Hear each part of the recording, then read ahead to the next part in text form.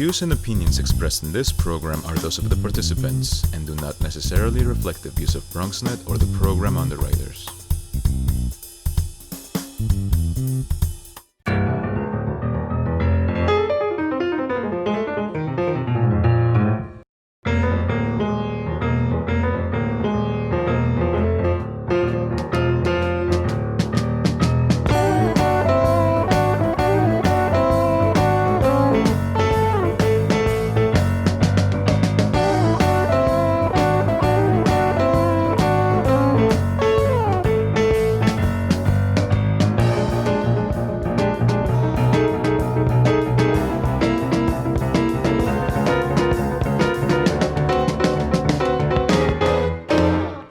Good evening and welcome to BronxTalk. These are very, very difficult times for literally everybody. And we can list the COVID problem, which leads to people who are running out of money. Certainly the health issue, I probably should have put that first. People are ill, people know people have relatives who have died as a result of the disease. People have been locked down for a long periods of time, and certainly in New York now, we're slowly but surely getting out of our homes. People watch TV and they see bad news in every direction they can turn. And then on top of that, while we were still navigating this in the beginning of June and the end of May, there was the death of George Floyd and the Black Lives Matter protests, which inflamed the whole world and added another very difficult layer of personal identification, personal issues for a lot of people on all different sides. And we're not really going to take sides of any of those issues today, but what we're really going to do is try to figure out how we can all stay healthy, keep sane. I guess that would be the bottom line. And so we've got two great guests with us, the executive director from Mosaic Mental Health. She's been on the program before. It's nice to see Dr. Donna Friedman. Nice to have you with us. Thank you. And also the conflict closer. You got conflicts, you got problems, she'll help you close them. That is my good friend, Lynne Maureen Hurdle. Lynne has been with us before. Nice to see you, Lynne. Nice to see you too. And Lynne is the author of the bestseller, Closing Conflict for Leaders. And what Lynne did, because they're having a webinar series about how to talk with your children about racism. She has brought her son, and it is really a thrill for me to have a 19-year-old sophomore at Hofstra, Justin Naeem Hurdle Price. Nice to have you with us, Naeem. Great to be here. Thank you for having me. And I will tell you, it's not like she said, hey, you want to join me? Naeem has some credential in this too. He started facilitating workshops for young people and adults when he was only 10. He delivered workshops in schools and for nonprofits at the National Conflict Resolution Conferences all over the country. So we have a really good group here this evening. And let's start with you, Dr. Friedman. What are you seeing at Mosaic Mental Health? Are more people coming in? Are you worried that there are people who are not coming in? Just give me an overview because we had you at the beginning of this. Yes. Now let's update it as to what you've learned since then. I would say that the need has increased. And that we are continuing to do telehealth because the risk continues to, be uncertain, and people are very trying to be very careful. New York, as we all know personally, was the epicenter, and our ability to remain safe really has to do with how people behave. So we've kept our clients at home and we continue to work with them telephonically, but we have seen an increase in need, both from people who have previously been working with us and also new clients. And we are continuing to accept new clients, and people are very worried about what the future holds in terms of where the virus is increasing and how that may affect them.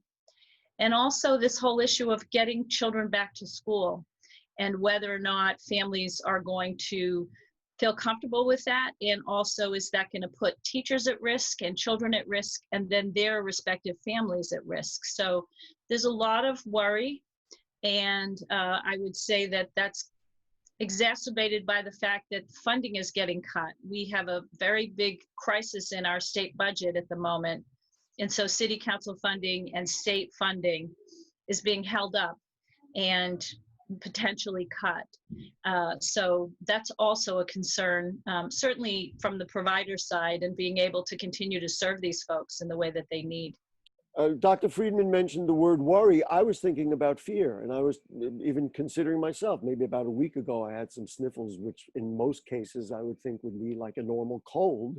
And all of a sudden I'm thinking, gee whiz, I'm older. I could be in a high risk category. You see stories all the time of people who appear to be perfectly healthy and all of a sudden they start sneezing, and you worry about the worst. And the things that people rely on, their health, their housing, their personal finances, say, hey, we're doing okay. Listen, everything's not perfect, but we're doing okay. All of those things are in play now. And all of those things you can say, goodness gracious, you know, I'm worried. And when I greeted Dr. Friedman before the program, you know, I said, how are you doing? She says, I'm fine, but, and every friend, every person I talk to says the same thing.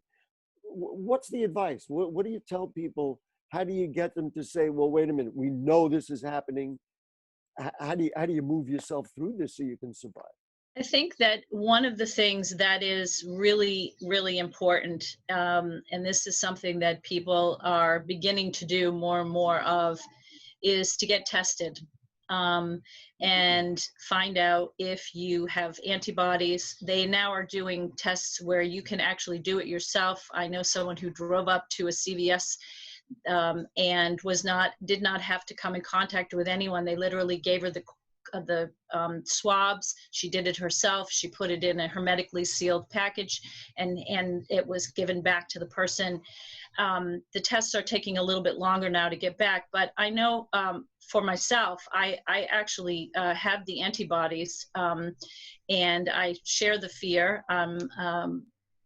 You know, getting close to that bracket where I'm at risk, and not that it tells us anything in terms of, you know, you can't get the virus again, but mostly just it's important to know, because a lot of the anxiety, you know, you could have, for example, in the beginning of the pandemic, people were dealing with spring allergies and having tremendous anxiety, thinking that they were developing COVID-19. So being in touch with your primary care physician, getting tested, doing those kinds of things are important to get a baseline of comfort. But then the other thing is just really understanding that there are things that we can do to relax ourselves.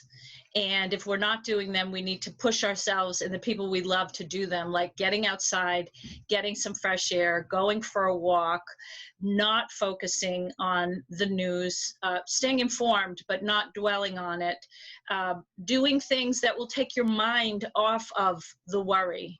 And it's true under any circumstances, but more important than ever now, whatever that thing is for you.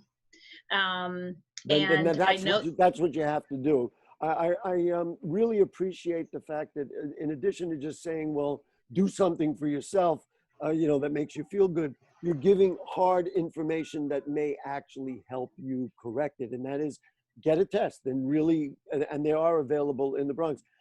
Before we talk specifically about your specific issue, Ms. Hurdle, what's your thought about what you heard? I know you deal with a lot of people. These are all conflicting things in our minds. Just what's your thought about what you just heard? It's funny, I was thinking, we just did our first, because this is a workshop series, we did our first workshop this week, and we have a piece that Justin delivered about things like relaxation. And I always start off with breathing. I teach breathing as a part of conflict resolution. People are often surprised, but I talk about not just the power of the breath, but the system that we have of breathing and how it really can bring us to calm. I've used it to lower my blood pressure right in the doctor's office. And so I'm right there with you. So you fooled the doctor, I guess. You know, I will tell you, just to move it forward, what I did during that time, I went for a walk. This is just what Dr. Friedman said. I went for a walk through, through the parks in the neighborhood. And I'm a big fan of Van Cortlandt Park. There's plenty of space out there. There are families out there. And aside from the fresh air, it was actually inspiring. Naeem, let's just move the dialogue to you and the webinar series. As a youngster, as a young man, after you heard about George Floyd, and listen, let's not pretend this was the only incident that we've had in this way in this country. But once that happened as a youngster, an African-American youngster, what did you feel, and what do you think young people need to know as they move forward, also to help their mental health, because this is really threatening. I mean, it's threatening to you personally, threatening to your identity, threatening to your sense of fairness. So what do you think? So I just want to say rest in peace to George Floyd first. I mean, when I first saw that video, that really was traumatic for me. It was a traumatizing experience, reading every single one of these stories, right? And knowing that at any point, something like that could happen to me or someone who looks like me, someone I care about that looks like me, that really— There's that fear. That's what we were just talking about. This fear thing is out there, man. Yeah, that's a real fear, because at the end of the day, what you'll see with a lot of these stories is that, or these videos, and, thank God for cameras. I thank God for cameras in that sense, that we can actually start to record these incidents, right? But, when you watch these things, it can happen at any point, So what do you turn to? What, aside from mom, which is actually something relevant. I don't mean to put it off. I mean, people around you is very important. But what do you do to make you say, okay, I want to deal with this? So what I do is I take the initiative myself in doing my own research, right? I think that as a young person, it's easy to, sort of let authority kind of take the reins of, sort of where you're focused your attention to, and, what's worthy of your focusing your attention to. And so the fact is, for a lot of these young people, a lot of these families, race is something that's not being talked about, right? And race is something that's not being addressed. Race is something that's not being just even thought of, being brought up at a family dinner or a family conversation, right? And so at the end of the day, we want to reverse that. And so a way that you can do so as a young person is just putting yourself in those positions where, you're going to get more information, right? So as much as the news is scary, watching the news, right? Not dwelling on the news, like we've said, but being able to at least know what's going on in the world, have those basic and core facts really at the core, right? Known and out there in the world, is really what's going to be that big stepping stone for individuals who want to take the next steps in. Do you think, and we're going to get into, I mean, the how to have a conversation about racism with youngsters is Tuesday and Wednesday, but do you find that your friends and colleagues and classmates are interested like you are, or is there a different dynamic at work? So I would say it very much depends on who it is. And who it is, right? I know personally for myself that, in terms of opinions, in terms of values, right, we can differ, we can be different on those fronts, and I can still have a relationship with that person, right? And so when it comes to, this at the end of the day, right, this is about human rights. This is about humans being able to just live in a world where they're going to be treated like humans. And so I've noticed that, people who I didn't necessarily, mind their values and beliefs, I've noticed up until this point, now that we have all this going on, and, silence, right, is almost a way of being complicit, right? And so let me just summarize for you, if I'm getting this accurate. Stay active, stay informed, don't obsess, but also don't hide it, and don't not talk about what you're concerned about. Yeah, we can't run away from what's going on in the world. So then, Ms. Hurdle, let's just ask you, you're going to do webinars on this, but how do you talk to young people about racism, and what's the way to bring it up? Well, one of the things that I love about what we do is that my work is based in conflict resolution, right? So one of the things that you want to be able to do is to open up the conversation just to talk about. So I'd really love to have a conversation and hear what you're thinking about what's going on. Because as parents, we tend, or adults, we tend to want to get what we want to say out because we want our kids to think like us or have our values. But the key to having really good conversations about racism is to be able to listen to where your children are at already with it, what they're thinking about it, and be able to sit through that and then share information if that's what you want to do, or get them to talk even more. So you start off with saying that you really want to hear from them, right? And then see what it is that they want to share before you put some points on the table. Yeah, what is bothering them? Dr. Friedman, let's just talk about this whole notion of conflict resolution, which of course they've studied extensively. When you have somebody in front of you who says, "Hey, look, you know, I may be a person of color. I feel like that I'm, you know, being taken advantage of, or the world is not fair to me." What do you say? How do you deal Well, with the it? first And thing I I know really, you do. I know you listen. I know that's yes. true. No, but I also, the first thing I will ask is for the person to tell me their story, and really get to know what their experience has been. Sadly, so many people of color have so many stories where they've been mistreated, where they've been frightened, where they've been hurt. And for me, that's the first place. I want to know what the story is. And the thing that's so powerful, I think, that's happening in our communities is that young people really are, in my mind, getting it in a way that we need to be learning from them. I have a 21-year-old daughter, and just before we started, she sent me about a thing about a march that she wants us to go to on Sunday for at 5 o'clock in Midtown for Black women. And she is having lots of conversations within our family, and also with her friends, her Black and brown friends who are talking about their experiences.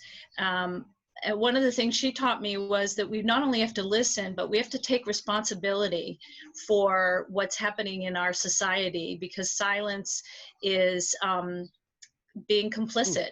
And so, and we can't expect other people to show us the way. We need to find the way. We need to do the reading. We need to do the conversations. So I learn and I listen and I support.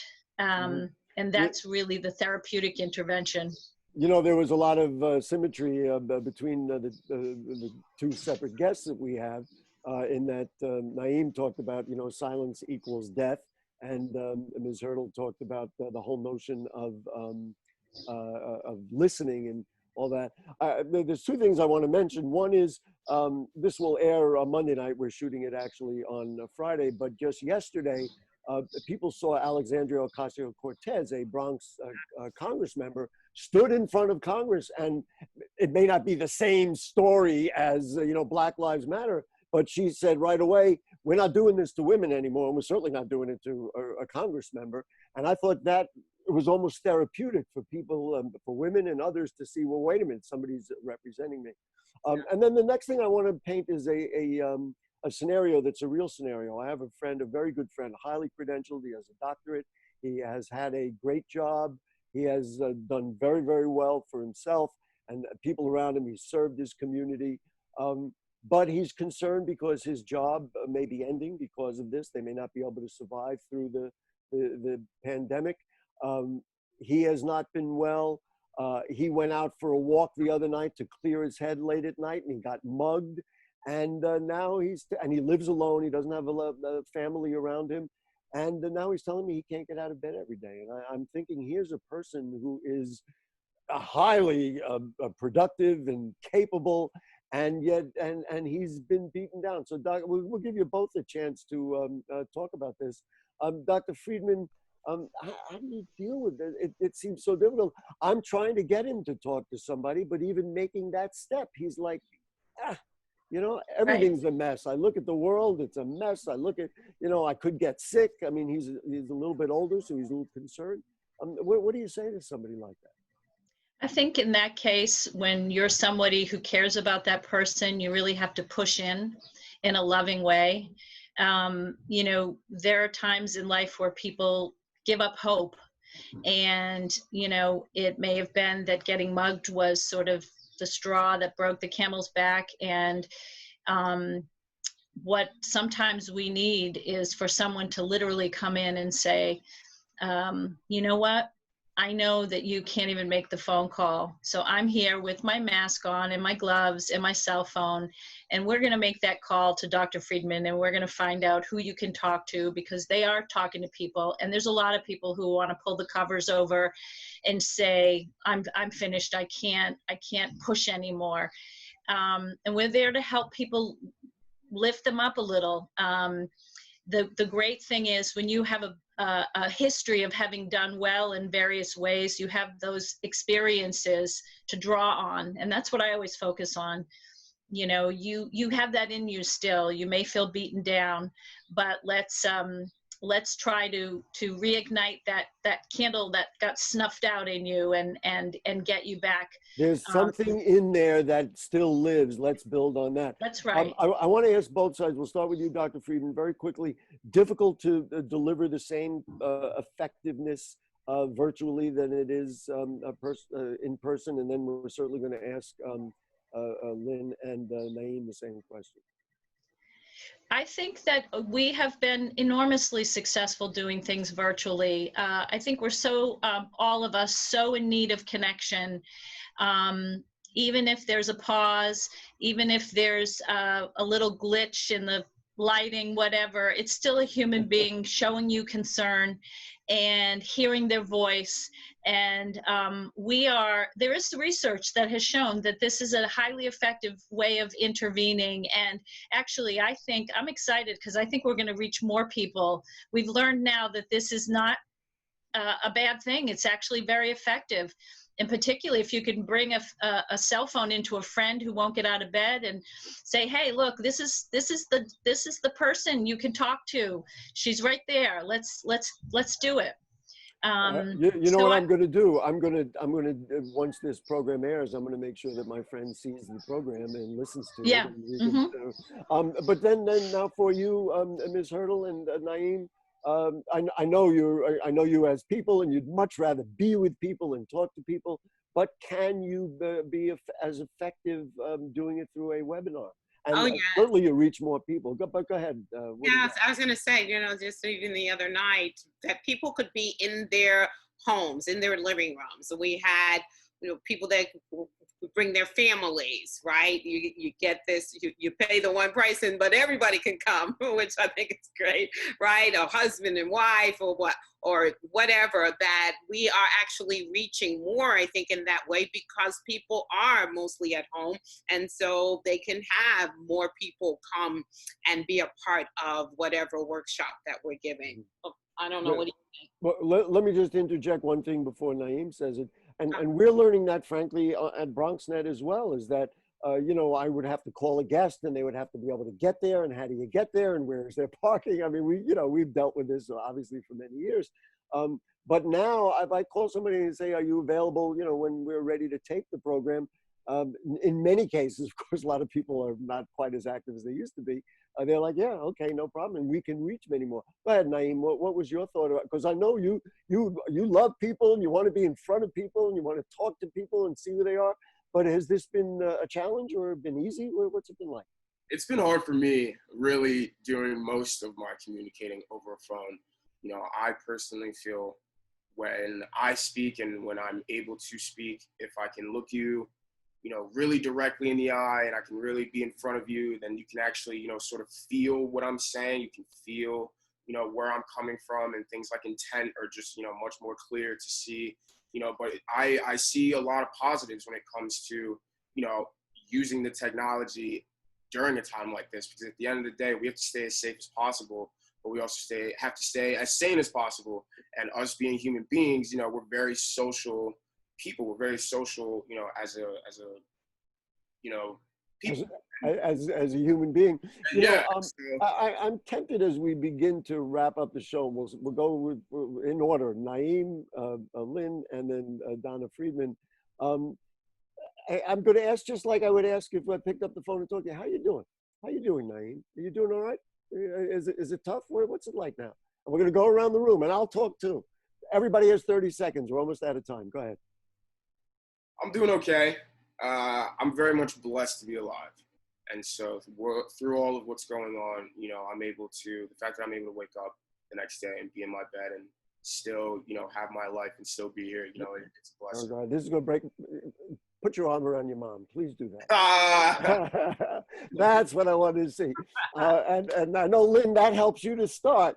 But how are you doing? I'll be honest, I've been up and down through this. I got sick right after my husband died in March, and so that really scared me. We talked about that, Doctor. Did you have COVID? I wasn't aware of that. I did not. I did get tested. I did not have it, but I was sicker than I'd ever been in my entire life. I had something with my GI tract. But these days, just being able to get up, like Naeem said, and we're sheltered together, that helps me. I'm feeling like I take it day by day, and I don't have any shame on the days where I say, I'm not doing well today. Dr. Friedman, to you, what do you think? I know you've had loss in your family, and and yet you deal with everybody's problem. Yeah. Today is a really good day because we are all talking about this, and it makes me feel hopeful, and especially to see such a wonderful, bright young man, talking about these issues. And I want to get more information about your webinar and share it with my daughter and her friends. But I'm grateful too. We lost my dad and my uncle, and it's been a roller coaster. And I too, Lynn, am giving myself permission to have those good days and those bad days, and know that that this is normal. And I'm also reaching out to people, and also doing a lot of self-care. Mm-hmm. In whatever way that pleases me, and whether it's watching a movie or reading a book or taking a walk or just sleeping late. And so now you have to ask. Go ahead, Dr. Friedman. Yes, how Gary, doing? how are you? I much like we heard from Ms. Hurdle, I go up and down, and I'm thankful that I'm able to work. I mean, frankly, this is what I do, and this is how I make my living, and I'm able to do it from the home, and so that makes me grateful. But there's there's economic pressures. I'm very frustrated watching the news. And in a strange way, we talk about things we love. I talked about walking through Van Cortlandt Park. Boy, am I happy the baseball season is starting. And I know I'd rather be going to the games, but having the ball games on every night for me, I see Naeem, folks, I don't know if you could see, but he's like, It helps. We got sports back. It really does help. And I found even, what was it, last weekend, the Mets and Yankees played exhibition games. I found that just having it on and not watching the news or feeling compelled to find a distraction, that it was just there, even though my Mets lost, was a great thing. Anyway, listen, Dr. Donna Friedman from Mosaic Mental Health, thank you so much. Folks, check out, if you need somebody to talk to, don't sit back. Find somebody. There are great people out here in the Bronx, especially. Thank you. Mosaic Mental Health is one of them. And Lynne Maureen Hurdle and Justin Naeem Hurdle Price, thank you both. Real quick, the webinar, you can get them at, how do you find the link to get it? You can find us at LynneMaureenHurdle.com. That's Lynn with an E. At MaureenHurdle.com. You'll find the links to the website. Let's all stay safe. Let's get distracted, but let's not disappear. Let's fight for what we believe in, and which hopefully is a bit of ourselves as well. Thank you all for joining us. And folks, we will see you next week. There's going to be a very special edition of the Bronx Buzz this week. I'm not going to tell you what it is, but it's going to be different from anything we've ever done. So check out the Bronx Buzz, and we'll be back with BronxTalk next week. Thanks to Helen and Yasmin and Sienna and all the producers we have working for us. Good night to everybody.